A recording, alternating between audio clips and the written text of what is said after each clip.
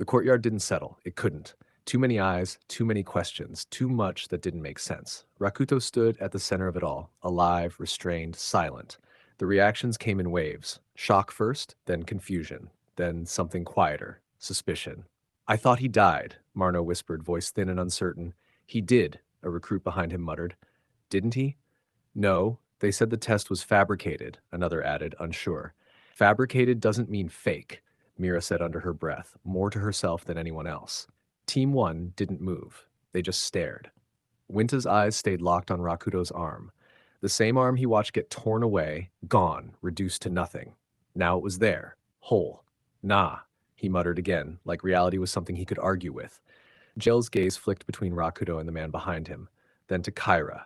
Kyra didn't look at him, but she already knew what he was thinking. If they both had the same idea, if anyone could have pulled Rakuto out of that situation, if anyone had the authority, it would be the man standing behind him. But even that didn't explain everything.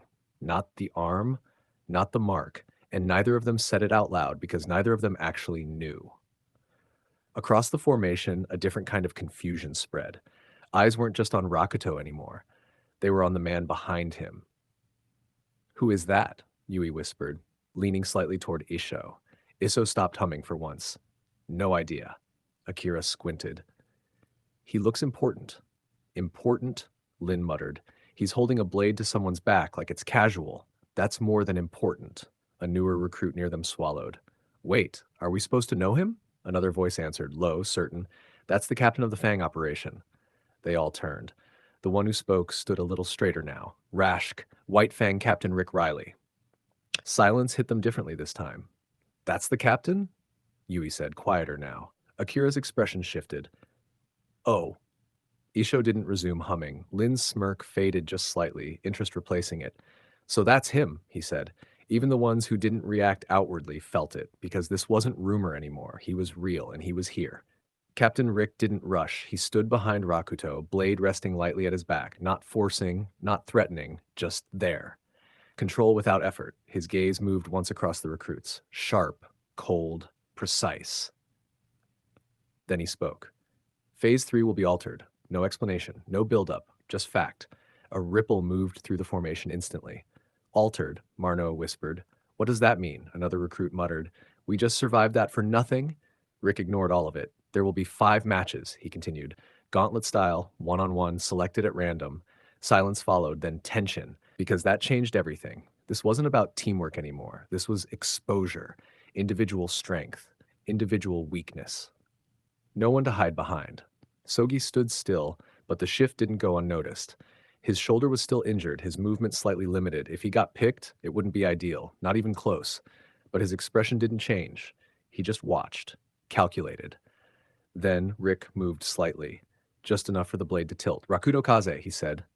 Every eye snapped back to him. Rakuto didn't respond, didn't look up, didn't speak. Will not be participating. The reaction was immediate. What? Why? He just got here. Rick continued over them. He has already been selected. That shut most of them up. Selected. For what? But he didn't elaborate.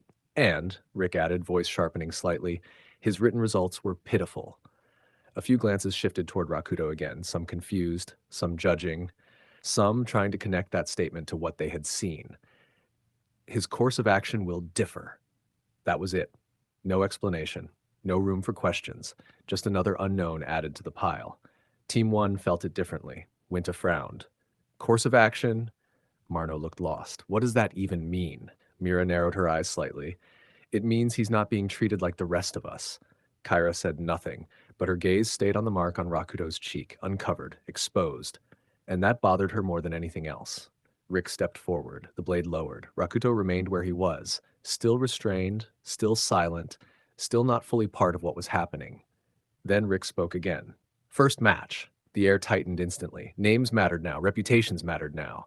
Jale Andorai. Jale blinked once, then exhaled slowly. Figures, he muttered. He stepped forward anyway, injured or not, because there was no other option. Rick's gaze shifted. Just Lin Varn.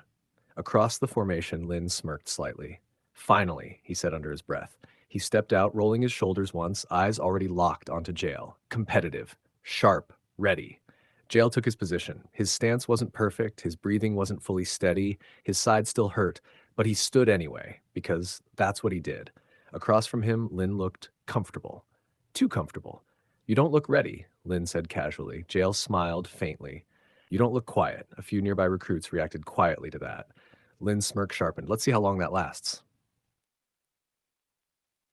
Behind them, the tension built again. Sogi watched closely, measured everything. Distance, posture, injury, intent, because if he got called next, he needed to be ready. Even like this, even injured, because this wasn't slowing down for anyone.